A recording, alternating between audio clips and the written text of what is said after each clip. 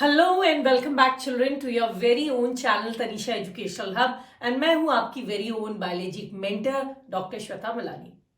हम अभी आज क्लास 11 के chapter 15 plant growth and development के आखिरी लेक्चर पर है। Right, so now that we are on the last lecture, as you always know, मैं हमेशा ये कहती हूँ प्रीवियस लेक्चर्स के लिंक नीचे डिस्क्रिप्शन बॉक्स में दिए हुए हैं। जिन्होंने नहीं देखा प्लीज देख ले, then you will enjoy this lecture more. ठीक है, तो इसके साथ आज का आखिरी लेक्चर जो मैं स्टार्ट करूंगी, photoperiodism, vernalization and seed dormancy, ये तीन चीजों को जो मैं आई विल टीच यू, उसके लिए I will first like to give you a summary of actually अभी तक जो हमने पढ़ा है और आज हमें जो करना है, मैं उसके बारे में थोड़ी बात करना चाहूंगी। पहले सुन लो, फिर आगे बढ़ने में अभी मजा आएगा। देखिए हुआ क्या था, हमारा चैप्टर था plant growth and development. Right, if you remember plant growth and development में हमने आपको सबसे पहले इन तीनों वर्ड्स का मतलब बताया था। So I told you that plant में growth it includes two phenomena, that is cell division and cell elongation. लेकिन केवल cell division and cell elongation से एक सेल से एक कंटायर प्लांटलेट डेवलप नहीं करता। आपको पता है सेक्सुअल रिप्रोडक्शन में सबसे पहले बनता है जाइगोट एंड ये जाइगोट आगे जाकर बनाता है एक अडल्ट प्लांट। तो अडल्ट प्लांट बनाने में केवल cell division and cell elongation नहीं होता, एक और फेनोमेना होता है, that means that another phenomena is called as differentiation, जहां पर जो सेल्स हैं ये वेरियस EREN डिफरेंशिएशन, जहां पर ये जो डिवाइडेड सेल्स हैं ये डिफरेंट शेप्स, टिश्यूज, ऑर्गन्स बनाते हैं, जिसकी वजह से एक कंप्लीट प्लांटलेट डेवलप करता है। एंड ये डिफरेंशिएशन का प्रोसेस लाइफ लॉन्ग है। लाइफ लॉन्ग है मतलब लाइफ लॉन्ग प्लांट में नए लीव्स आएंगे, नए फ्लावर्स आएंगे, फ्रूट्स आएंगे, ग्रोथ होगा, स्टेम बनेगा। So this is a continuous process and this continuous process of cell division, elongation and differentiation that takes place in the life of a plant, that is called as your development. तो आपको याद होगा हमने पढ़ा था development एक process है that begins from the birth and continues till death. अगला सवाल उठा था कि ये जो ग्रोथ एंड डेवलपमेंट किसी भी प्लांट में होता है, इसको हम रेगुलेट कैसे करते हैं, how do we regulate this growth and development in plants. तो मैंने आपको बताया था इस ग्रोथ एंड डेवलपमेंट का रेगुलेशन जो होता है, this regulation is at two level. One is within the cell, this is called as intrinsic, due to intrinsic factors। ठीक, और दूसरा मैंने कहा था it is due to some extrinsic factors। intrinsic factors में मैंने आपको कहा था it can be the factor which regulates growth can be within the cell at cellular level। this is actually genetic control, jeans control करते हैं कब cell divide करेगा, differentiate करेगा, कौन सा ऑर्गन बनाएगा, कौन सा सेल कौन सा ऑर्गन बनाएगा। इसके अलावा इट कैन बी इंटरसेलुलर, यानी कि एक सेल से दूसरे सेल में आपके सिग्नल्स जाएंगे जिसमें प्लांट ग्रोथ रेगुलेटर्स, जिसको हम फाइटो हार्मोन्स कहते हैं, इनका रोल होता है। और इनका क्या रोल है we have already completed in our previous lectures. अब बचा कौन, एक्सट्रिंसिक फैक्टर। एक्सट्रिंसिक फैक्टर में a lot of factors they actually control the growth of the plant. हमने पढ़ा था factors which control the growth, उसमें हमने पढ़ा था it is oxygen, it is the amount of water in the soil, it is the amount of nutrients in the soil. ये सारी चीजें ग्रोथ एंड डेवलपमेंट प्रोसेस को रेगुलेट करती है। बट इनमें से एक बहुत इंपॉर्टेंट और फैक्टर है जिसको मैं अलग से मेंशन करना चाहूंगी, that is sunlight. And this sunlight actually determines temperature. आपको पता है जितना लाइट होगा अकॉर्डिंगली टेम्परेचर आपका वेरी करेगा। सो ये दो एबायोटिक फैक्टर का काफी इंपॉर्टेंट रोल होता है इन regulating the process of growth and development in the plants। So what is the role of light, what is the role of temperature in regulating, मैं क्या बोल रही हूँ ध्यान से सुनो, what is the role of light hence temperature in regulating many of the developmental process in plants। ये हमको अब पढ़ना है, ये दोनों प्लांट के डेवलपमेंट प्रोसेस को कैसे इन्फ्लुएंस करते हैं। बहुत सारे प्रोसेसेस को इन्फ्लुएंस करते हैं, जैसे जैसे वर्नलाइजेशन, ठीक है, जैसे वर्नलाइजेशन, जैसे फ्लावरिंग, जैसे डॉर्मेंसी, जैसे, first let me complete, dormancy, जैसे seed germination, or sorry, it should be S, seed germination, photoperiodic movement यानी कि प्लांट मूवमेंट एसेट्रा, सूची एसेट्रा लगाया इतने के बाद मैंने, मेरे पास जगह नहीं बचा। प्लांट में जो डेवलपमेंटल प्रोसेसेस होते हैं, they are many developmental processes, once again I will show you, like vernalization, flowering, dormancy, seed germination, plant movement etcetera, जो लाइट हैंड्स टेम्परेचर से गवर्न होते हैं, ठीक है।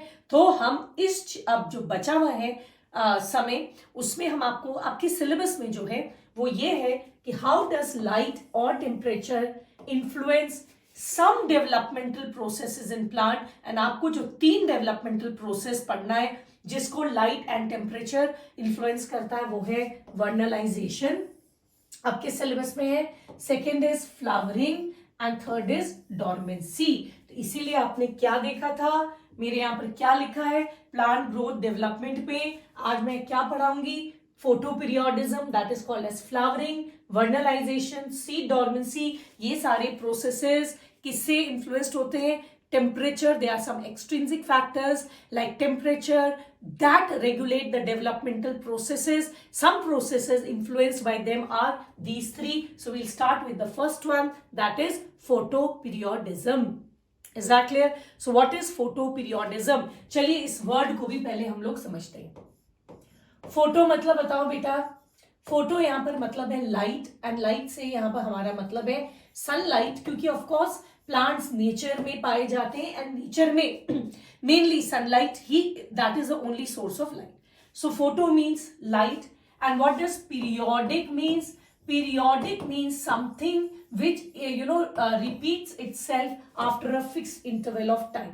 Something which repeats itself after a fixed interval of time, that is called as periodic movement. Fixed आपने पढ़ा है, even किस में बोलूं मैं, फिजिक्स में आप पेंडुलम वगैरह में पढ़ते हैं कि उसका मूवमेंट पीरियोडिक होता है। So anything which repeats itself after fix period of time, that's called as a periodic movement. For example से आम का जो पौधा है, आप देखोगे हर गर्मी में मई के महीने में उसमें फ्लावर्स आता है, every year at a fix time, से अप्रैल मई में उसमें फ्लावरिंग होती है। So that's a periodic movement. मई आया फ्लावरिंग, अगले मई फ्लावरिंग, अगले मई फ्लावरिंग, पीरियोडिक। एक छोटी एग्जांपल देते हैं, आप हर दिन सुबह घर से जाते हैं काम करने के लिए और शाम को लौटते हैं, फिर सुबह जाते हैं शाम को आते हैं, दैट्स अ पीरियोडिक मूवमेंट। ठीक, वो कैसा पीरियोडिक था? आम का पेड़ वाला एनुअल, सालाना, साल में हर मई महीने में। ये क्या है? डायरनल, हर दिन दिन का, सुबह जाते हैं रात को आते हैं, ये 24 आवर्स का पीरियोडिक ना फेनोमेना आपको बता रहे। That means periodic means something which repeats after fixed interval of time. Photo means sunlight. तो आपने देखा होगा प्लांट्स में फ्लावरिंग जो है वो एक पीरियोडिक फेनोमेना है। मतलब अगर हर साल विंटर्स में गेंदे के फूल लगते हैं तो हर साल विंटर्स में ही लगेंगे। ठीक है, हर साल गर्मी में अगर आम में मंजर लगता है यानी कि फ्लावर्स लगता है तो गर्मी में ही लगेगा। This flowering most of the plants में एक्सेप्ट फ्यू, लाइक हाइबिस्कस।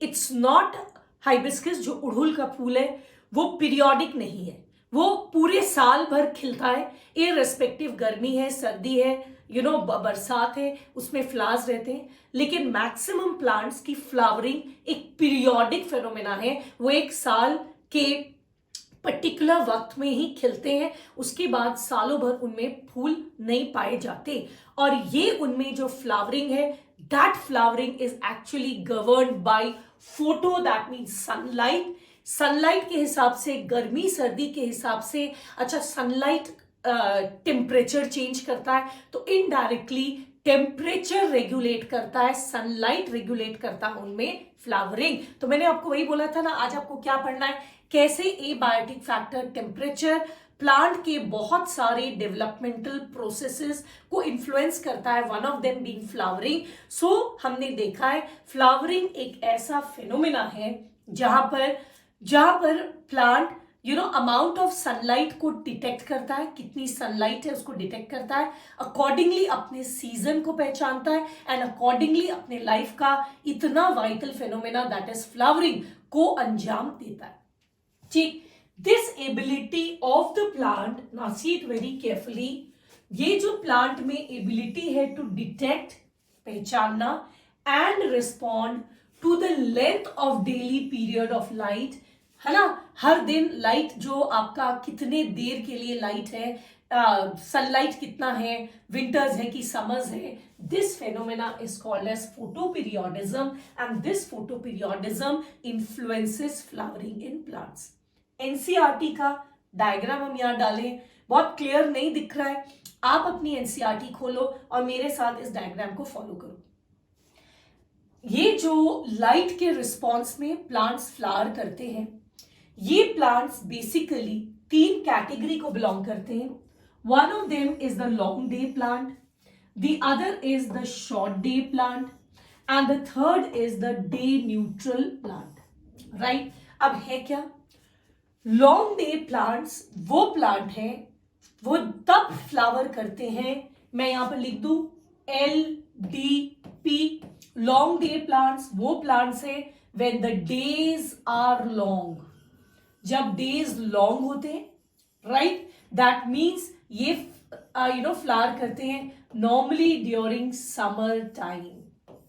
ऐसे प्लांट को हम कहते हैं लॉन्ग डे प्लांट। अब अगर हम कहते हैं लॉन्ग डे, ठीक है, तो कितना लॉन्ग को आप लॉन्ग मानेंगे, कितना लॉन्ग होना चाहिए, 5 घंटा, 10 घंटा, 15 घंटा, कितना लॉन्ग होना चाहिए, राइट। ये क्या है, हम आते उससे पहले देखो कुछ प्लांट क्या है, शॉर्ट डे प्लांट है, यानी कि ये कब फ्लावर करेंगे, व्हेन द डे का लेंथ इज शॉर्ट, यानी कि आप समझ गए ये कब फ्लावर करेंगे, ड्यूरिंग द विंटर सीजन। और थर्ड कैटेगरी का प्लांट है डे न्यूट्रल प्लांट, ये वैसे प्लांट्स है तब फ्लावर करें, सालों भर फ्लावर करेंगे, they are flowering throughout the year, क्योंकि इनको कोई मतलब नहीं है, ये न्यूट्रल है towards the amount of sunlight, they will flower throughout the year, right.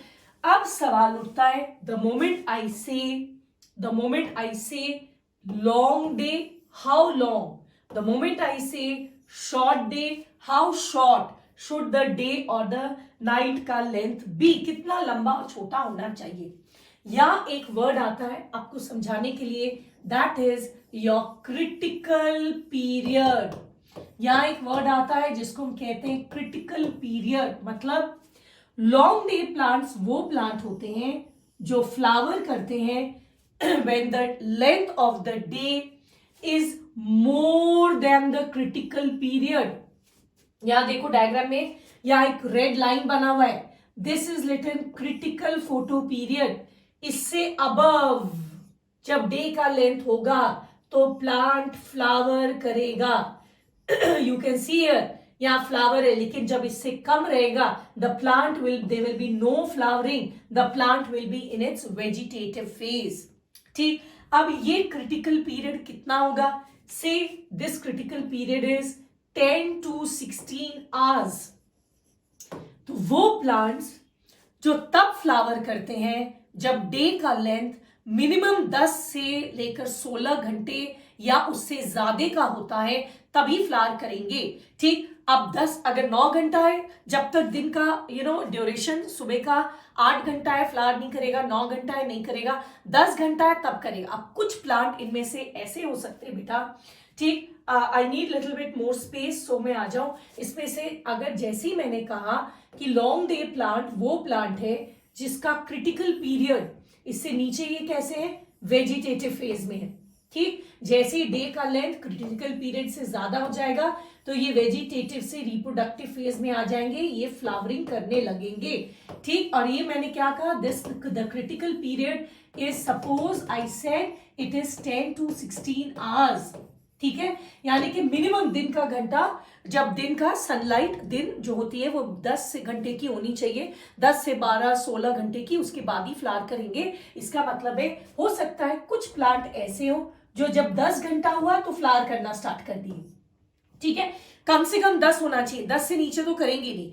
कुछ ऐसे हो सकते हैं जो तब फ्लावर करते हैं जब दिन का लेंथ 11 घंटे का हो, कुछ तब फ्लावर करते हैं से जो जब दिन का लेंथ 12 घंटे का हो। इसीलिए आपने देखा होगा जैसी समर्स आता है, when the summer comes some plants they start flowering, कुछ फूल होने लगते हैं, कुछ समर के एक महीने के बाद करते हैं, कुछ और एक महीने बाद करते हैं। सिमिलर देखा है ना आपने। इसका मतलब क्या है, क्रिटिकल पीरियड अचीव हुआ नहीं कि प्लांट रिप्रोडक्टिव फेज में कन्वर्ट होने स्टार्ट हो गए।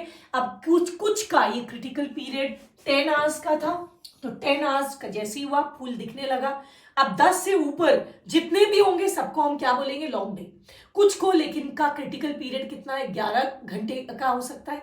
तो जैसे जैसे समर्स और बढ़ा, दिन का लेंथ बढ़ा, 11 घंटे का वो फ्लावर करने लगे, 12 घंटे का। दैट मीन्स हमने एक मिनिमम टाइम दे दिया है से 10 आवर्स। वैसे फ्लावर्स जो 10 आवर्स के डे लेंथ के बाद फ्लावर करना स्टार्ट कर देते, 10 हो, कुछ 11, कुछ 12, कुछ 13, वैसे को हम लोग कहेंगे लॉन्ग डे प्लांट। तो यहां पर एक वर्ड क्या आया, क्रिटिकल। इस क्रिटिकल पीरियड के ऊपर में दे विल स्टार्ट फ्लावरिंग, इससे नीचे they remain in vegetative phase. I hope you got it. Similarly जो शॉर्ट डे प्लांट होते हैं, वो कब फ्लावर करेंगे, व्हेन द डे का लेंथ इज शॉर्ट। कितना शॉर्ट, तो इसका भी एक क्रिटिकल पीरियड है, राइट। से मैंने यहां पर कहा क्रिटिकल पीरियड इज 6 आवर्स, जब दिन का लेंथ 6 आवर्स या उससे कम का होगा। अब 6 आवर्स से उससे कम इम्प्रैक्टिकल है, मैं समझाने के लिए बोल रही हूं से, या हम लोग यहां पर कर देते हैं 7 आवर्स या 8 आवर्स कर देते हैं, ठीक है। तो जब दिन का लेंथ 8 आवर्स या उससे कम है, वैसे उस रेंज में जितने प्लांट्स फ्लावर करते हैं उनको हम कहेंगे शॉर्ट डे प्लांट। तो देखो यहां पर क्या दिखा रहा है, क्रिटिकल पीरियड से जैसे डे का लेंथ नीचे हुआ, मेरा प्लांट फ्लावर कर रहा है, उससे ऊपर हुआ, देखो वो वेजिटेटिव फेज में, राइट। एंड डे न्यूट्रल क्या है, इनको कोई फर्क नहीं पड़ता दिन का लेंथ कितना है, ये सालों भर फ्लावर करते हैं, इसको हम लोग कहते हैं डे न्यूट्रल प्लांट। मैं एक बार आपको फिर से ये एक डायग्राम से समझा दूं। ये हमारा 24 आवर्स का साइकिल है, और यहां पर सपोज मैंने एक टाइम डाल दिया है, इसको हम कहते हैं क्रिटिकल पीरियड, राइट। इसको हम लोग कहते हैं क्रिटिकल पीरियड। वैसे प्लांट्स, ठीक है, वैसे प्लांट्स जो फ्लावर करते हैं व्हेन डे का length is more than this critical period, say this critical period is 10 hours, जो फ्लावर करेंगे व्हेन द डे का length is more than this critical period, ठीक है, तब ये फ्लावर करेंगे। ऐसे प्लांट को हम कहते हैं लॉन्ग डे प्लांट। वैसे प्लांट जो क्रिटिकल पीरियड जो हो सकता है 8 आवर्स हो, उससे नीचे फ्लावरिंग करेंगे, ठीक है, these are called as short day plants. And वैसे प्लांट जो इधर भी फ्लावर करेंगे, इधर भी फ्लावर करेंगे, उनको हम कहते हैं डे न्यूट्रल प्लांट्स, राइट। तो हमने यहां पर क्या देखा, सनलाइट हेंस टेम्परेचर रेगुलेट करता है क्या चीज में, प्लांट को फ्लावरिंग इंड्यूस करने में मदद करता है। And flowering is one of the developmental process. पहला जब हो गया, तो अगले सवाल पर आते हैं, फिर हम आपको सारे पीपीटीज एक साथ दिखाएंगे। अगला सवाल ये है, प्लांट को पता कैसे चलता है, how does the plant know, ठीक है, how does the plant know that the day का लेंथ इज लॉन्ग और शॉर्ट। प्लांट को कैसे पता लगता है, ठीक है।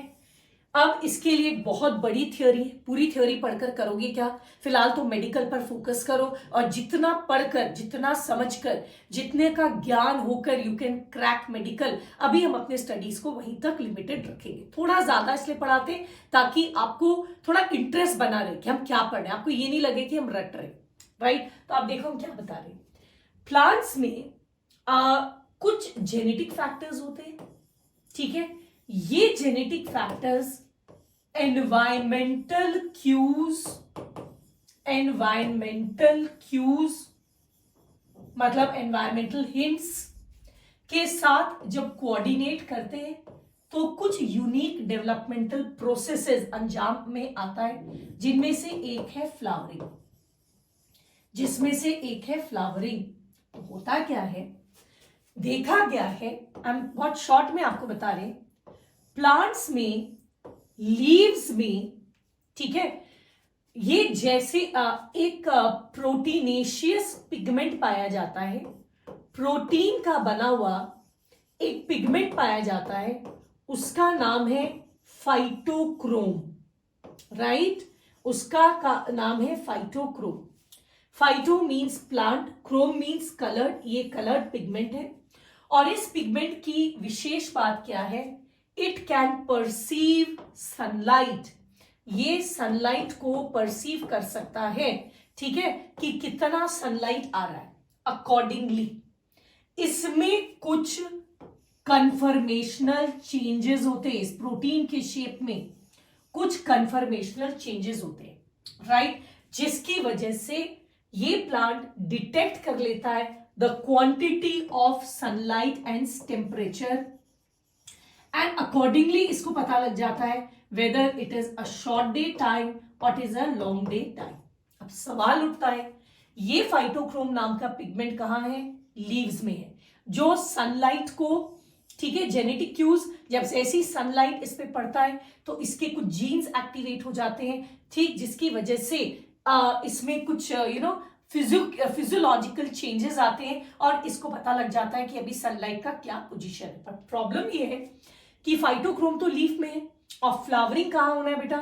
फ्लावरिंग होना है at the tip of the at the floral buds which may be either a terminal bud और एन एक्सियल बड। इनको कैसे पता लगेगा? तो ऐसा हम मानते हैं, ऐसा हमारे पास कोई प्रमाण नहीं है, that there must be some hormone which must be carrying this message to the,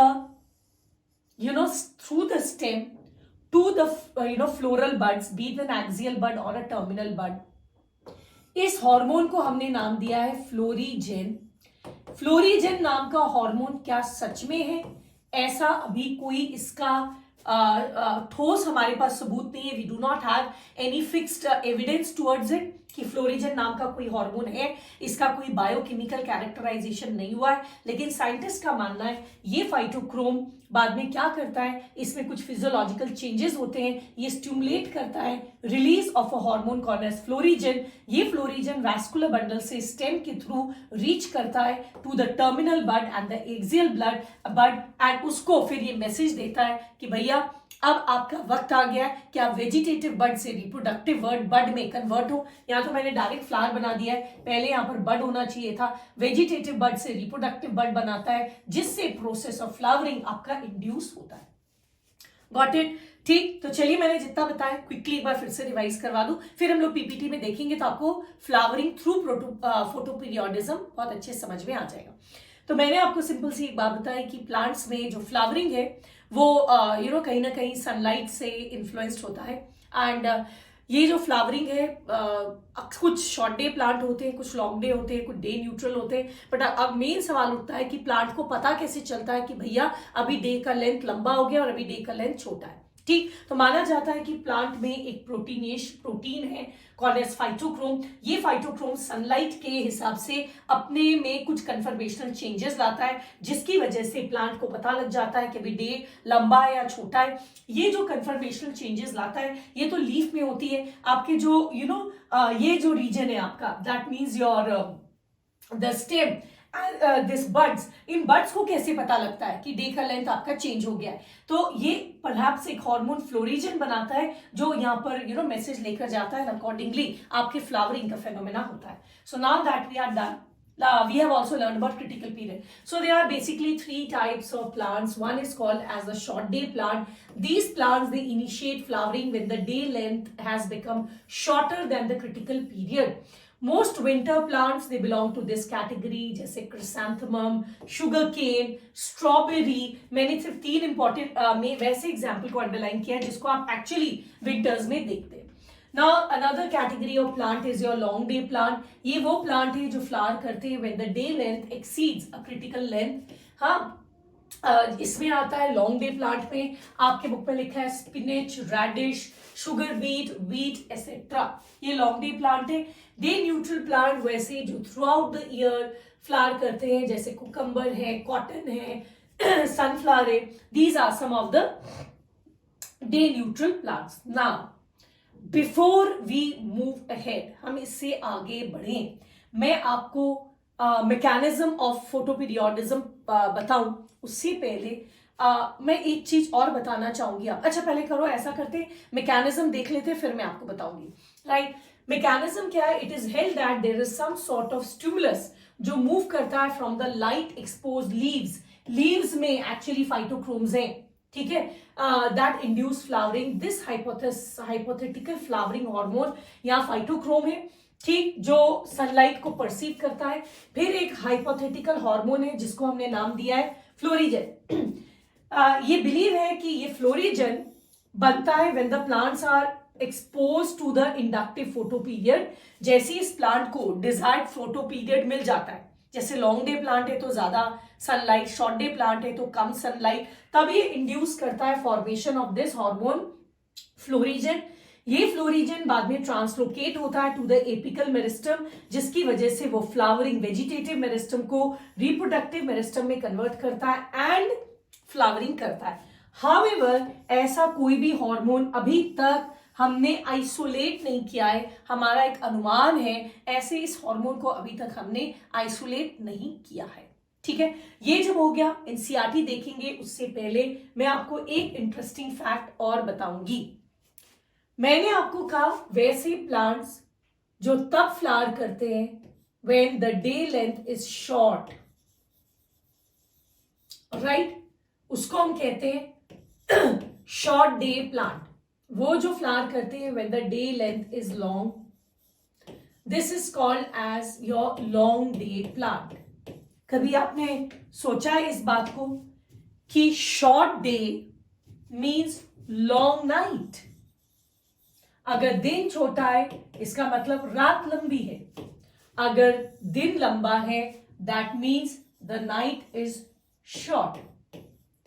तो सवाल उठता है कि जो शॉर्ट डे प्लांट है वो शॉर्ट डे के ड्यूरेशन को रिस्पॉन्ड करता है या लॉन्ग नाइट के ड्यूरेशन को रिस्पॉन्ड करता है? अगर मेरा प्लांट लॉन्ग डे प्लांट है तो एक्चुअली वो लॉन्ग डे को रिस्पॉन्ड करता है या शॉर्ट नाइट को रिस्पॉन्ड करता है? ये सवाल उठता है. स्टडीज दिखाता है कि कुछ प्लांट्स जिसको हम शॉर्ट डे प्लांट बोलते हैं वो एक्चुअली शॉर्ट डे होते हैं. दैट मीन्स उनकी फ्लावरिंग डे के ड्यूरेशन पर डिपेंड करती है. बट कुछ short day plants long night plants भी होते हैं. एक्चुअली वो शॉर्ट डे को रिस्पॉन्ड नहीं करते, वो लॉन्ग नाइट को रिस्पॉन्ड करते. सिमिलरली इसमें भी पाया गया है कि बहुत सारे long day plants actually long day plant है, वो लॉन्ग डे का इंतजार करते हैं, लेकिन कुछ शॉर्ट नाइट का इंतजार करते हैं for flowering. Understood? That means those plants जो डे के लेंथ को रिस्पॉन्ड करते हैं, that is also good. But some of them night के आवर्स को रिस्पॉन्ड करते हैं, that can not be eliminated, particularly in case of short day plants. Particularly short day plants में देखा गया है many of the plants they are actually not short day, they are actually long night. मैं इसमें आपको एक experimental चीज बनाकर दिखाती हूँ, आपको समझ में आएगा कैसे हमें पता लगा कि ये प्लांट शॉर्ट डे नहीं है, एक्चुअली लॉन्ग नाइट प्लांट है. हमने क्या किया, हमने ये मेरा डे है, दिस इज माई डे का ड्यूरेशन जिसको I will shed, and this is my night. तो ये डे कैसा है, शॉर्ट डे, एंड नाइट कैसा है, लॉन्ग नाइट. ठीक है, हमने क्या देखा, ये प्लांट फ्लावर करता है when the day is short and the long is night. इस वक्त ये प्लांट फ्लावर करता है. हमने क्या सोचा, ये एक शॉर्ट डे प्लांट है. ठीक है, हमने एक्सपेरिमेंटली क्या किया कि इसका जो नाइट है इसका डे तो शॉर्ट है, से I needed 6 hours of day, so day है 6 आवर्स। जो नाइट है उसको हमने ब्रेक कर दिया कैसे? By giving artificial light. एक प्लांट है, 6 घंटे उसको दिन मिला, रात के वक्त आधी रात को हमने उसको टॉर्च दिखा दिया, सच दैट उसका नाइट पीरियड डिसरप्ट हो गया, लॉन्ग नाइट ब्रेक कर गया। से लॉन्ग नाइट 18 घंटे की नाइट होनी थी, तो हमने 9 घंटे के बाद ही उसको सनलाइट दिखा दिया, सनलाइट नहीं टॉर्च लाइट दिखा दिया, सच दैट हमने लॉन्ग नाइट को ब्रेक कर दिया। जैसे हमने लॉन्ग नाइट ब्रेक कर दिया, देखो डे अभी भी शॉर्ट है, हमने केवल नाइट को ब्रेक कर दिया, may be half an hour का ब्रेक दे दिया बीच में। It did not flower, it was just in the vegetative phase, केवल लीफ है, उसमें फ्लावरिंग नहीं हुई, राइट? अब देखो हमने क्या किया, इस प्लांट में नाइट शॉर्ट कर दिया, नाइट हमने शॉर्ट ले लिया एंड डे हमारा लॉन्ग था, और हमने लॉन्ग डे को इंटरप्ट कर दिया by giving it a period of darkness. हमने लॉन्ग डे को बीच में उसको हम अंधेरे कमरे में लेते हैं, ठीक है? उसका लॉन्ग डे दिया, लॉन्ग डे को हमने शॉर्ट कर दिया, कैसे? By putting it in a period of darkness, उसको थोड़ी देर एकदम अंधेरे कमरे में रख दिया। It did not flower, it was in it vegetative phase. देखो हमने यहां पर लॉन्ग डे, लंबे डे के वक्त, उस डे में बीच में हमने थोड़ा सा क्या किया, हाफ एन आवर का हमने डार्क पीरियड इसको दे दिया, सच दैट इसके लॉन्ग डे को हमने शॉर्ट डे में ब्रेक कर दिया। It did not flower, it only flowered under which situation, when there was a continuous long night. ठीक, अगर हमने शॉर्ट डे दिया भी, बट अगर उसका कॉरस्पॉन्डिंग नाइट का पीरियड लॉन्ग नहीं था, तो प्लांट ने फ्लावर नहीं किया। इससे हमें ये पता लगा कि ये plant actually short day plant नहीं है, एक्चुअली ये लॉन्ग नाइट प्लांट है। Is that clear? तो ये बहुत जरूरी था कि आपको डे एंड नाइट दोनों का फेनोमेना मैं समझाऊं। And now you know that before I move to my next topic, I will take you first to the NCERT. तो चलिए बेटा देखते हैं फोटो पीरियोडिज्म में आपकी एनसीईआरटी में क्या लिखा है। आपकी एनसीईआरटी में लिखा है कि let us come here. It has been observed that some plants, they require periodic exposure of light to induce flowering. Isko, for example, some period they require exposure of light exceeding a well-defined critical period. ठीक, such plants are called as long day plant, while some require less than the critical duration. This is called the short day plant. जबकि कुछ में the flowering has no relation with the exposure of light. These are called as day neutral plants. Look at this diagram that is there in your NCERT. जब यहाँ पर जो मैंने दिखाया था वही है, long day plant, short day plant, day neutral plant. उसके बाद जो इंटरेस्टिंग फैक्ट्स है वो ये है कि flowering how do they in some plants not only the duration of light but that of duration of dark period is equally important. Hence it can be said that flowering in certain plants depends on the combination of light and dark exposures both. This response of plant to the period of day and night is called as photoperiodism. अब plant को पता कैसे चलता है कि day का length छोटा है या बड़ा? ठीक, यहाँ पर the shoot apex actually modify करता है फ्लावरिंग के वक्त। the site of perception of light is the leaves. हालांकि सनलाइट, दो शूट का टिप फ्लावरिंग करता है, बट एक्चुअली सनलाइट को परसीव कौन करता है? लीव। ऐसा एक हाइपोथेसिस है कि शायद एक हार्मोन रिलीज होता है लीव से जो फ्लावरिंग को इंड्यूस करता है।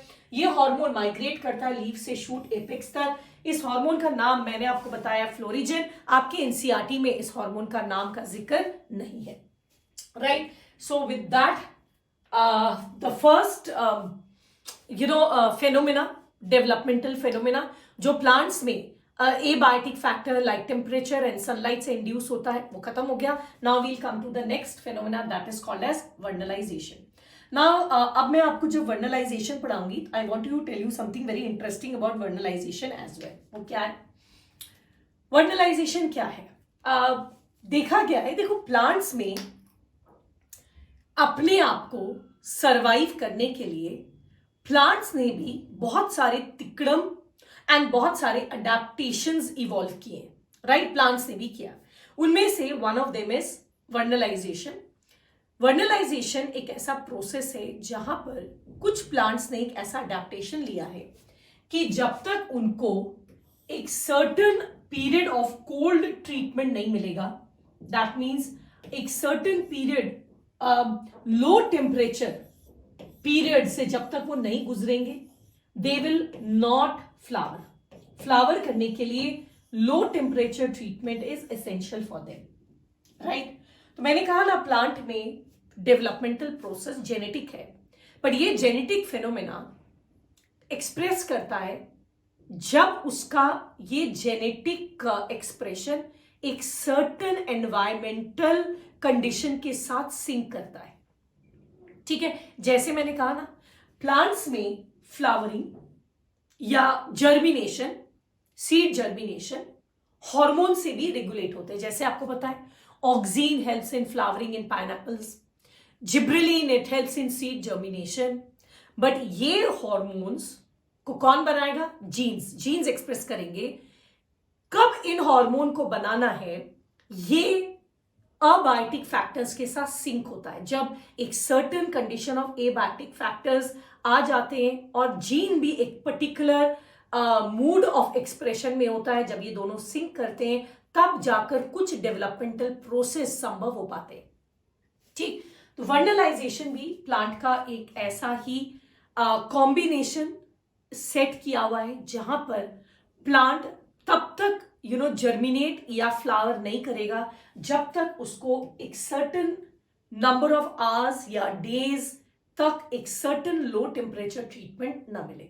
This phenomena is called as vernalization, ठीक? मैं आपको वर्नलाइजेशन के बारे में पहले कुछ चीजें बता दूं, उसके बाद we will move into your PPT and NCERT. आपको पता है there are two types of crops, particularly जैसे राइस वगैरह को देखोगे, some of them are summer, जो है ना गर्मी में राइस लगता है, and some of them are winter crops.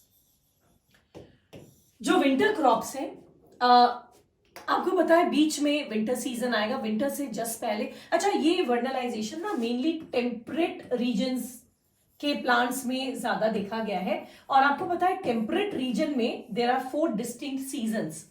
One is your, अगर स्टार्टिंग से स्टार्ट करोगे तो से अगर हम विंटर दिसंबर जनवरी के पास, उसके बाद आता है स्प्रिंग, उसके बाद मई अप्रैल में मार्च अप्रैल में, फिर मई जून में आएगा आपका समर, ठीक है? एंड समर के बाद आता है ऑटम, सितंबर अक्टूबर, जिसको फॉल भी बोलते हैं, एंड फिर आएगा आपका विंटर, फिर दिस सीजन स्टार्ट्स। आपको पता होगा टेम्परेट रीजन में ये चारों सीजन्स काफी एविडेंट है, काफी क्लियर है, राइट? अब यहां पर देखो, जो ऑटम एंड विंटर का पीरियड है ये थोड़ा अनफेवरेबल पीरियड है, जहां पर रिसोर्सेस बहुत अच्छे नहीं होते, टेम्परेचर, सनलाइट, वाटर कंडीशंस उतने अच्छे नहीं होते। अच्छा, आपको एक चीज और बहुत अच्छे से पता है कि प्लांट में 2 ही मेन ऐसे फिनोमेना है जिसमें मैक्सिमम एनर्जी का कंजम्पशन होता है। One of them is your growth and the other is called as your reproduction. So flowering is actually reproduction. It requires a lot of energy. Therefore, this phenomena of flowering or reproduction should happen only when the environmental conditions are very favorable. तभी हो तो बेहतर है, ठीक है? तो जो winter crops होते हैं उनको एक्चुअल में जो आपके समर क्रॉप्स होते हैं उनके साथ एक चीज क्या होती है, ये समर में आपने इसको लगाया, समर में आपने प्लांट को लगाया, and by the end of the season, या जो स्प्रिंग एंड समर के प्लांट्स है, by the end of the season ये प्लांट फ्लावर कर जाते हैं। सो दिस इज गुड। अगर वो समर में फ्लावर करता है, सो this is good. Why? Because summer एक ऐसा टाइम है जब रिसोर्सेज अबंडेंट होते हैं, राइट? और अगर रिसोर्सेज अबंडेंट है उस वक्त हम फ्लावरिंग कर रहे हैं तो इट्स गुड इनफ।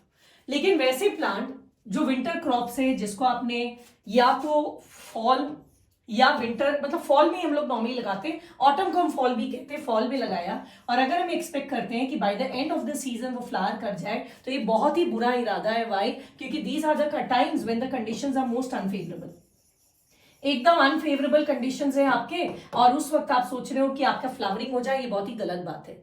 ठीक है, तो हम लोग क्या कोशिश करते हैं कि प्लांट इस वक्त फ्लावर ना करे, राइट, ऑटम के वक्त फ्लावर ना करे, एंड वो विंटर के बाद ही फ्लावर करे। वैसे में हम लोग का इस प्लांट का कुछ जेनेटिक मेकअप ऐसा है कि जब तक इस प्लांट को एक सर्टन टाइम ऑफ ये नहीं मिल जाए, कोल्ड ट्रीटमेंट नहीं मिल जाए, ये फ्लावरिंग नहीं करेगा, इसके वेजिटेटिव पार्ट रिप्रोडक्टिव पार्ट में कन्वर्ट नहीं करेंगे।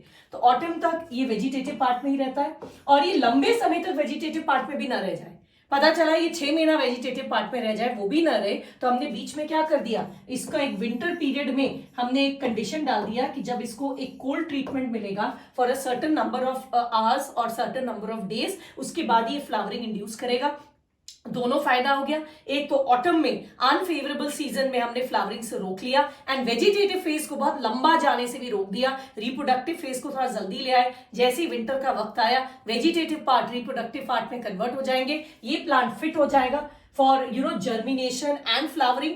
मैं जर्मिनेशन एंड फ्लावरिंग बोल रही हूं, आप बोलोगे मैम आप जर्मिनेशन एंड फ्लावरिंग क्यों बोल रहे हैं? कुछ प्लांट्स तो जर्मिनेट ही नहीं करते, आपने उसको ऑटम में लगा दिया ना, आपने उसको ऑटम में लगा दिया, ये केवल जर्मिनेट करके रह जाएंगे, मतलब थोड़ा सा जर्मिनेट करके रह जाएंगे, उसके बाद ग्रो नहीं करेंगे। जब तक इसके सीड को प्रॉपर कोल्ड ट्रीटमेंट नहीं मिलेगा, ठीक, वो डॉर्मेंट कंडीशन में ही रहेंगे, थोड़े से लेस जर्मिनेटेड फॉर्म में ही रहेंगे, क्योंकि रिसोर्सेज ही फेवरेबल नहीं है, ज्यादा ग्रोथ करके करोगी क्या। ठीक, जैसे ही विंटर आएगा, विंटर में जैसे ही सपोज 15 दिन 20 दिन इन्होंने माइनस ही से 3 डिग्री टेम्परेचर बिता लिया, अब इसके सीड्स रेडी हो गए जर्मिनेट करने के लिए, अब ये फटाफट वेजिटेटिव ग्रोथ एंड वेजिटेटिव के बाद तुरंत रिप्रोडक्टिव फेज में आ जाएंगे। इस तरह से unfavourable condition that is winter का पीरियड टाइड ओवर हो गया। ऑटम पीरियड में हमने उसको जर्मिनेट नहीं करने दिया, उसको हमने फ्लावर नहीं करने दिया, अनफेवरेबल कंडीशन में इस दुनिया में आने से रोका, लेकिन फेवरेबल कंडीशन के आने से पहले ही फटाफट उसकी तैयारी कर दी, ताकि फेवरेबल कंडीशन में स्प्रिंग आएगा, फ्लावर करेगा, समर आते आते क्रॉप मैच्योर कर जाएगा, and it will be ready for harvest. Is that clear? ठीक, सो अब आपको मेरे ख्याल से समझ में आ गया व्हाट इज वर्नलाइजेशन। सिंपल सी बात समझ लो बेटा, नेचर ने अपना एक तरीका निकाला है, पर्टिकुलरली टेम्परेट रीजन में, पर्टिकुलरली वैसे प्लांट्स जिनको ऑटम में सो किया जाता है ना, उस वक्त फेवरेबल कंडीशंस नहीं है, तो हमने एक ऐसा जेनेटिक फेनोमेना को सिंक्रोनाइज कर दिया विद एनवायरमेंटल कंडीशन दैट जब तक उस प्लांट को एक सर्टेन पीरियड का लो टेम्परेचर ट्रीटमेंट नहीं मिलेगा, वो बहुत सारे प्लांट तो जर्मिनेट ही नहीं करते, और जो जर्मिनेट कर गए वो फ्लावर नहीं करते। ठीक, उस पीरियड के बाद ही वो फ्लावरिंग करेंगे, तब तक विंटर का सीजन चला जाएगा। जैसे ही सीजन आएगा, I am ready, I am not going to waste time, I am going to flower. This phenomena is called as vernalization. जब ये समझ में आ गया, चलो वर्नलाइजेशन को थोड़ा सा डिटेल में देख लिया जाए। So certain plants, they have a temperature requirement that must be met if they are to flower. Vernalization is a method of early flowering by pre-treatment of seeds with a low temperature. ये क्या कह रहा है? early flowering.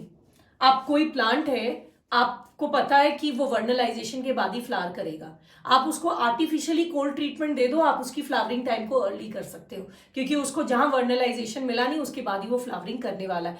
हम लोग तो normally क्या करते हैं, सारे नेचुरल फेनोमेना से अपना फायदा देखते हैं, कैसे एग्रीकल्चर में हम इसको एक्सप्लॉइट कर सकते हैं। तो वर्नलाइजेशन नेचुरली भी पाया जाता है, एंड फार्मर्स भी आर्टिफिशियली वर्नलाइजेशन का इस्तेमाल करते हैं कुछ प्लांट्स को समय से पहले फ्लावर करवाने के लिए, ताकि ज्यादा प्रोड्यूस कर सके। मतलब अगर हमने वर्नलाइजेशन से उसकी फ्लावरिंग पीरियड जो 3 महीने की थी वो 1.5 महीने कर ली, तो हम 3 महीने में 2 बार उस क्रॉप को उगा लेंगे, तो हमारा ईल्ड इंक्रीज हो जाएगा।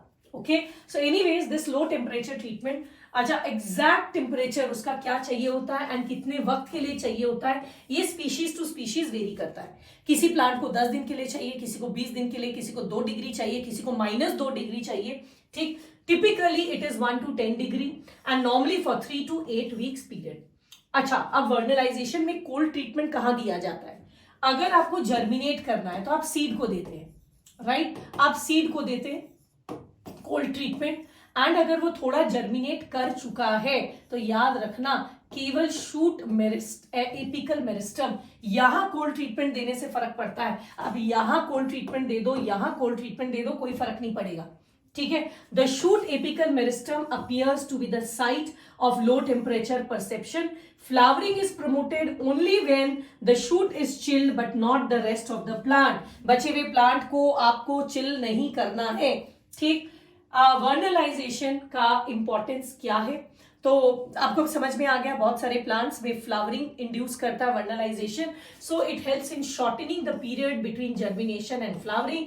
जर्मिनेट करने से लेकर फ्लावरिंग तक के पीरियड को ये शॉर्टन कर देता है। इसकी वजह से ज्यादा क्रॉप्स आप एक साल में उगा सकते हैं। सेकेंड, अगर आप विंटर क्रॉप को स्प्रिंग सीजन में अगर आप विंटर में क्रॉप को डालते हैं, ठीक, sowing of winter crops in spring season, अगर वैसा क्रॉप जो विंटर में सो किया जाता है, अगर आप उसको स्प्रिंग यानी कि मार्च में, जिसको सितंबर में बोया जाता है, अगर आप उसको मार्च में करेंगे, ठीक, in spring season after vernalization can avoid the killing of the cereals in extreme winters। ये सारे पॉइंट्स मेरे दिए हुए एनसीईआरटी में नहीं है। मतलब एक विंटर प्लांट है, अगर हम उसको विंटर में उगाते हैं तो हमको क्या लगता है, भैया विंटर में तो बहुत ठंड होती है, बर्फ पड़ती है, बहुत बार क्रॉप्स खराब हो जाते हैं। इस साल का तो पता नहीं, लेकिन लास्ट ईयर आपको पता होगा पूरी आलू की खेती खराब हो गई थी। Why? Because of the severe cold, उसके सारे आलू के लीव्स जल गए and the entire crop produce got destroyed। Even मैंने लगाए थे, सब खराब हो गए थे because of winter। अब हमने क्या करना है, विंटर क्रॉप को स्प्रिंग सीजन में लगा देना आर्टिफिशियल वर्नलाइजेशन करके, ठीक है। तो उससे क्या होगा, हमारा क्रॉप का प्रोड्यूस जो सिवियर विंटर की वजह से खराब होता था वो नहीं होगा। ये तो कुछ एक्स्ट्रा मैं बता रही हूँ जो फार्मर्स करते हैं, ये आपके एनसीईआरटी में नहीं है। Vernalization resistance to cold and diseases से बढ़ाता है, जिसकी वजह से यील्ड इंक्रीज करता। Again this is only by me, not in your NCERT. And NCERT का पॉइंट है कि वर्नलाइजेशन जो वीट प्लांट है उसके रिंकल्स को हटाने में मदद करता है, ऐसा स्टडी से पता लगा है, ठीक है।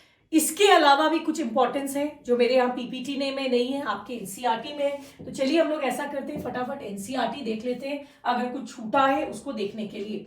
सो there are plants which flower, जिसकी फ्लावरिंग डिपेंड करती है क्वांटिटेटिवली और qualitatively on exposure to low temperature. This is called as vernalization. It prevents precocious reproductive development late in the growing season and enables the plant to have sufficient time to reach maturity। Vernalization का आपकी NCERT का पहला important point, पहला advantage आप NCERT वाला लिखें, कहता है वर्नलाइजेशन में जब हम एक प्लांट को कोल्ड ट्रीटमेंट जब तक नहीं होगा तब तक हम इसको फ्लावर नहीं करने देंगे। तो उससे होता क्या है, तब तक इसको इनफ टाइम मिल जाता है अपने ग्रोथ प्रोसेस को कंप्लीट करने के लिए। नहीं होता है कि जब तक बच्चा 21 साल का नहीं हो जाएगा तब तक उसकी शादी नहीं करेंगे। आई am giving that child enough time ताकि उसका फिजियोलॉजिकल ग्रोथ हो जाए, मेंटल ग्रोथ हो जाए, करियर वाइज वो सेटल हो जाए, उसके बाद ही करेंगे। सिमिलरली हम यहाँ पर जब तक विंटर्स आने से पहले, ऐसा नहीं है कि प्लांट कभी भी हड़बड़ में मैच्योर कर जाए, तो I am giving it sufficient time to reach maturity first, ठीक है। Vernalization refers specially to promotion of flowering by a period of low temperature. इसमें नॉर्मली हम फ्लावरिंग से सम इंपॉर्टेंट फूड प्लांट्स, ठीक है, जैसे व्हीट है, बार्ली है, राई है, इसके दो वेराइटी होते हैं, आपको पता है, व्हीट का, बार्ली का, राई। विंटर क्रॉप भी होता है, स्प्रिंग क्रॉप पढ़ा था ना, rabi and kharif crop geography में। वैसे ही the spring variety is normally planted in spring and flowers also in the by the end of the growing season। spring वाला spring में लगाओ, spring के end तक आते आते flowering कर लेता है।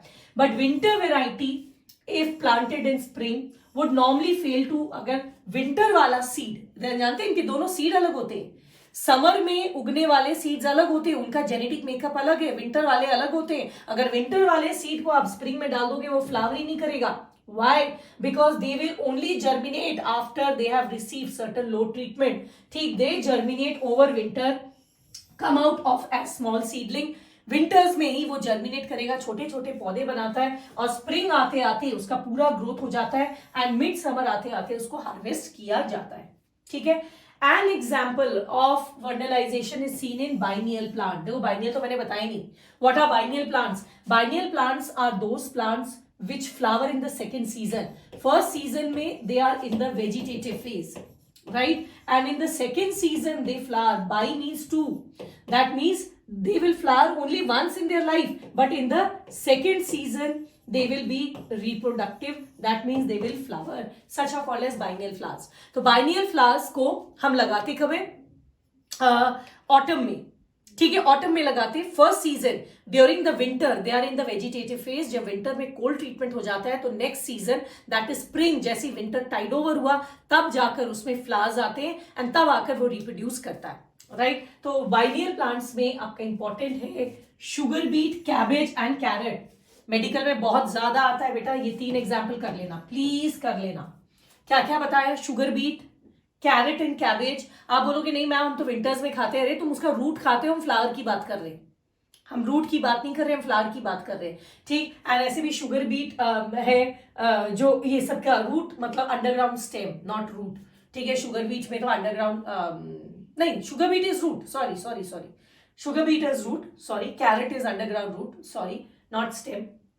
तो एनीवेज मैं जो आपको बोल रही हूँ वो ये बोल रही हूँ कि बाइनियल जो प्लांट्स होते हैं बड़े मजेदार होते हैं. आप उसको एक सीजन में लगाते हैं, वो सीजन वेजिटेटिव रहता है, हम उसको पूरा टाइम देते हैं. भैया तुम अच्छे से ग्रो करो, अपने को तैयार कर लो, फिर एक जब आपका हम शॉर्ट हो जाएंगे, आपका ग्रोथ हो गया, उसके बाद डीले नहीं करेंगे. विंटर्स में वो शॉर्ट ट्रीटमेंट के बाद विंटर के कोल्ड ट्रीटमेंट के बाद आप फ्लावरिंग करते हो एंड उसके बाद इन द गुड टाइम आप flowering and fruit and what ever production आप कर लेते हो, ठीक है. 3 एग्जाम्पल क्या क्या बताया? शुगर बीट, कैरेट, याद रखना. शुगर बीट, कैरेट भूल से जिसको मैंने स्टेम बोल दिया था, रूट है. इसके अलावा कैबेज लिखा है, ठीक है. Subjecting the growing of a biennial plant to cold treatment.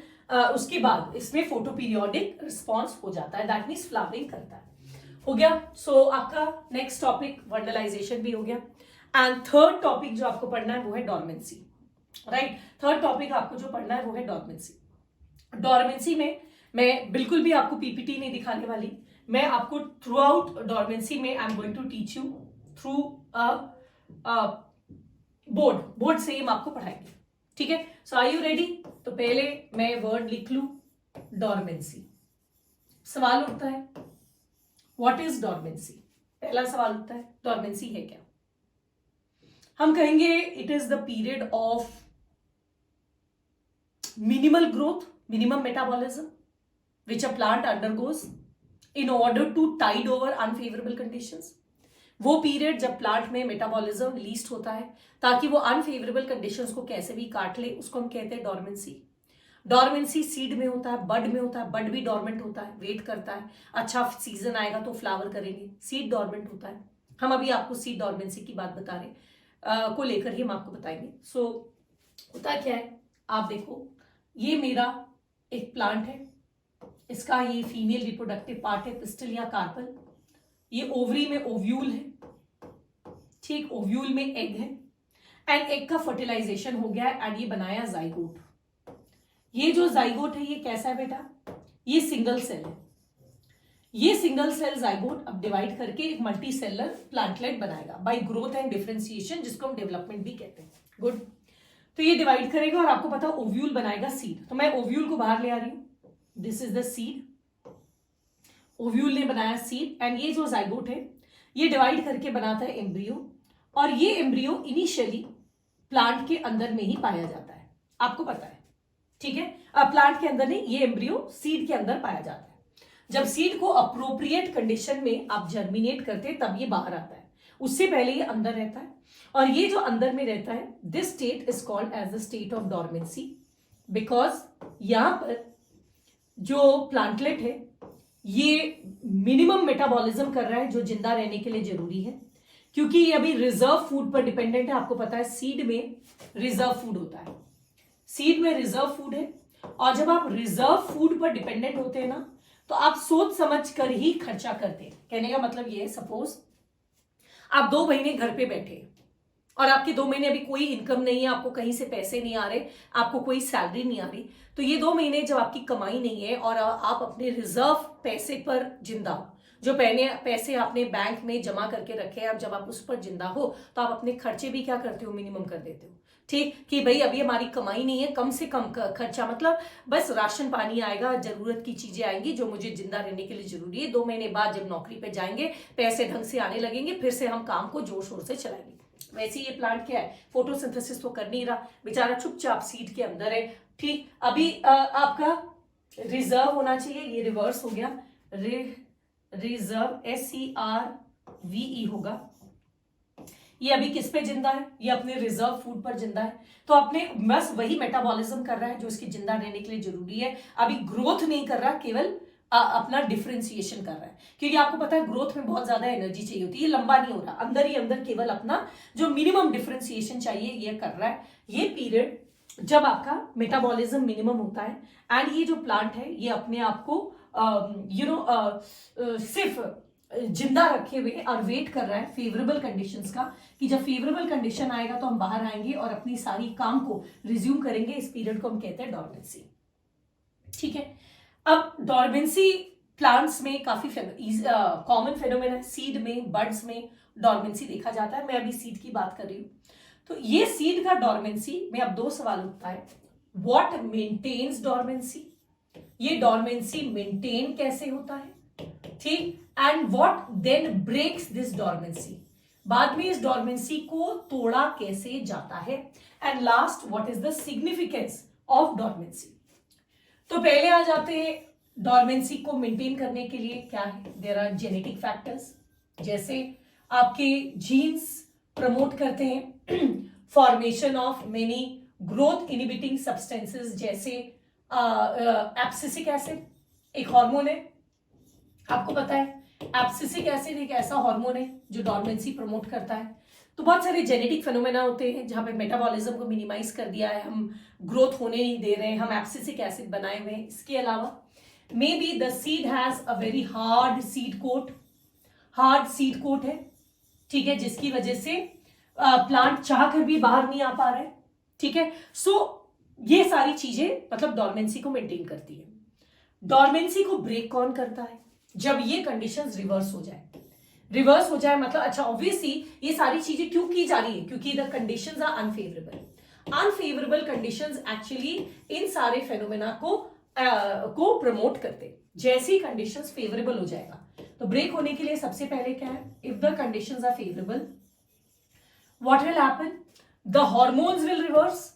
अब एब्सिसिक एसिड की जगह जिब्रेलिक एसिड यानी कि जिब्रेलिन, इसके अलावा इथिलीन, ये सारे प्रोड्यूस होने लगेंगे जो जर्मिनेटिंग हार्मोन्स है, सीड जर्मिनेटिंग हार्मोन्स। इसके अलावा ये जो सीड है इसको सॉफन, कितनी बार क्या होता है, फेवरेबल कंडीशंस, प्लांट का डेवलपमेंट पूरा हो गया, हमने डॉर्मेंसी रखी क्यों है, हमने डॉर्मेंसी देखो 2 कारण से रखी है। Why do we encourage dormancy? One, I give plant enough time to complete its development. भैया पहले डेवलप तो कर जाओ, फिर बाहर आना, पहले अपना ग्रोथ तो पूरा कर लो जितना मिनिमम जरूरत है, फिर बाहर आना ना। उससे पहले आओगे तो सर्वाइव ही नहीं कर पाओगे। तो I am giving you time for development. And second, I am also waiting for favourable conditions. अगर बाहर आपका डेवलपमेंट पूरा भी हो गया और बाहर के कंडीशंस अगर फेवरेबल नहीं है तो अभी बाहर आकर आने का वक्त नहीं है। तो इन दोनों के लिए हम डॉर्मेंसी प्रमोट कर रहे हैं। तो जैसे ही कंडीशंस फेवरेबल हो जाए, जरूरी नहीं है जैसी कंडीशन फेवरेबल हो जाए आपका बच्चा बॉर्न हो जाएगा। व्हाई? बिकॉज मे बी उसका डेवलपमेंट पूरा नहीं है। तो जब तक कंडीशन फेवरेबल ना हो और उसके अंदर के डेवलपमेंट पूरे नहीं हो, वो जर्मिनेट नहीं करेगा। तो जर्मिनेट करने के लिए जो सीड का कोट है उसको सॉफन करना जरूरी है।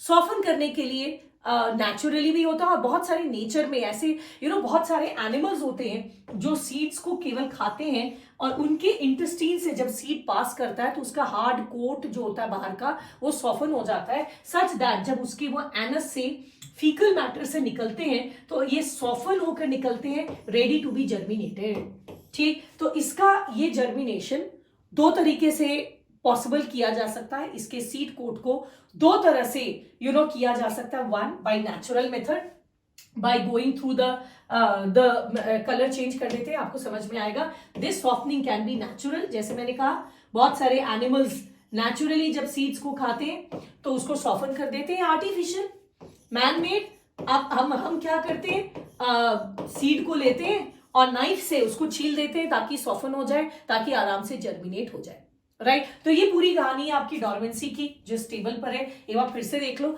इस कहानी के साथ कोई पीपीटी है नहीं, हम सीधे एनसीईआरटी में देखेंगे कि आपके एनसीईआरटी में क्या है, राइट। तो डॉर्मेंसी क्या है? It is a state of minimum activity in a plant. इसका मेन कारण क्या है? It allows the plantlet or the zygote or the seedling enough time to develop, and it also gives time to wait for the favorable conditions to come out. ये dormancy maintain कैसे होता है? Due to genetic factors, genes interplay करते हैं, they make certain chemicals like abscisic acid, phenolic acid, ऐसे बहुत सारे chemicals बनाते हैं जो डॉर्मेंसी को प्रमोट करता है। इसके अलावा due to genetic phenomena hard seed coat वगैरह आ जाता है, जिसकी वजह से अंदर में एम्ब्रियो चुपचाप प्रोटेक्टेड रहता है, वो बाहर नहीं आ सकता। जैसे ही फेवरेबल कंडीशन आएगा, दैट डज नॉट डिसाइड कि जर्मिनेशन हो जाएगा, क्योंकि फेवरेबल कंडीशन आने तक अंदर में एम्ब्रियो का भी डेवलपमेंट हो जाना चाहिए। तब क्या होता है? कंडीशंस रिवर्स करते हैं, जेनेटिक पूरा प्रोग्रामिंग चेंज करता है। अब हम एब्सिसिक एसिड, फिनोलिक एसिड कम कर देते हैं, जिब्रेलिक एसिड, इथिलीन का प्रोडक्शन बढ़ाते हैं जो ग्रोथ प्रमोट करता है, जो आपने कल पढ़ा था हॉराइजॉन्टल ग्रोथ करता है, एपिकल हुक फॉर्मेशन करता है ताकि सीड जर्मिनेट करे। इसके अलावा सीड के कोट को भी कभी कभी क्या होता है, सॉफ्टन नहीं होने की वजह से जर्मिनेट नहीं कर जाता। मैं कल ही पढ़ रही थी डोडो के बारे में, कुछ क्लास 12 में बायोडाइवर्सिटी पढ़ाना है। ये एक एक्सटिंक्ट बर्ड है जो मॉरिशस में पाया जाता है। ये डोडो बर्ड क्वाइट गुड साइज का था, टर्की के साइज का बर्ड्स था, काफी फियरलेस बर्ड्स थे। इनकी बहुत ज्यादा हंटिंग हुई, तो आज ये दुनिया से खत्म है। डोडो के खत्म होने से सबसे बड़ा हमको खतरा क्या है? एक प्लांट भी खत्म होने की कगार पर आ गया। क्यों? क्योंकि डोडो सीड फीडिंग था, और जिस प्लांट के सीड्स खाता था वो जब उसके डाइजेस्टिव ट्रैक्ट से निकलता था, सॉफ्टन होता था, तभी वो सीड जर्मिनेट करता था। उसका हार्ड कोट को सॉफ्टन करने में डोडो का एक बड़ा हाथ था। अब उसके सीड कोट इतने हार्ड है, डोडो तो है नहीं उसको खाने वाला, वो जर्मिनेट ही नहीं कर पा रहा। वो एक हमारे लिए बहुत बड़ा चैलेंज हो गया। यस आई नो, आप मुझसे क्या पूछना चाह रहे मैम, वो प्लांट का नाम क्या है? ये आप खोजो, कुछ आप भी देखा करो बेटा। I can tell you, of course अगर मैंने पढ़ा है तो प्लांट का नाम भी पढ़ा है, बट थोड़ा साइंटिफिक टेम्परामेंट आप भी रखो, पता करने की कोशिश करो कि डोडो है क्या, कैसे एक्सटिंक्ट हुआ, कैसे हम ये छोटी छोटी चीजों को इंपॉर्टेंस नहीं देते कि सीड सॉफ्टनिंग कितना इंपॉर्टेंट है in the germination of plant. And ये सॉफ्टनिंग नेचुरली बहुत सारे एनिमल्स कर रहे हैं, हम आर्टिफिशियली भी कर देते हैं, ये अलग बात है, तब जाकर आपका सीड बाहर आता है। सो सीड का जर्मिनेशन ये जो है, ये डेवलपमेंटल प्रोसेस है जो बहुत सारे abiotic factor particularly temperature and moisture पर डिपेंड करता है। इस तरह से we are seeing that abiotic factors they also regulate the development process in plants, right. तो इतना जब पढ़ लिया, so now it is time that we go and see what is there in your NCERT. So this is time. ये मालूम है मैंने green में क्यों कर रखा है? ग्रीन में वो पोर्शंस है मेरी एनसीईआरटी में जो अभी इस ईयर ऐड हुआ है। लास्ट ईयर तक की एनसीईआरटी में सीड डोमेंसी टॉपिक ही नहीं था। There are certain seeds which germinate only when the external conditions are favorable. Such seeds are understood of going to be a period of dormancy. ये dormancy is controlled not by external environment but also by internal conditions within the seed itself. मैंने बताया ना, internal में genetic hormone, external में temperature, moisture, etc. कभी कभी internal condition का एक internal condition क्या है? Impermeable seed coat, presence of inhibitors like abscisic acid, phenolic acid, para-ascorbic acid. ये कुछ internal factors बता रहा है जो germination को रोकता है, याद कर लेना। What are the internal factors which inhibit germination? 1. Impermeable hard seed coat. 2. Presence of inhibitors like abscisic acid, phenolic acid, para-ascorbic acid. And 3rd is the immature embryo. ठीक, immature embryo. This dormancy can be overcome by natural means and by man-made measures. The seed coat barrier can be broken by mechanical aberration. Man-made से आप उसको knife sand paper से घस लो या उसको ऐसे खूब हिलाओ, घिसो।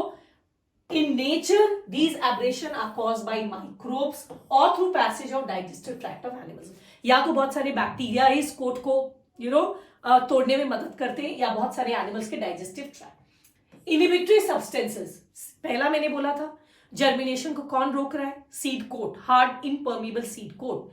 तो सीड कोट को हटाने का नेचुरल मेथड है आइदर माइक्रोब्स और मेनी एनिमल्स, एंड आर्टिफिशियल है मैन बाय नाइव्स और बाय शेकिंग और एब्रेसिव।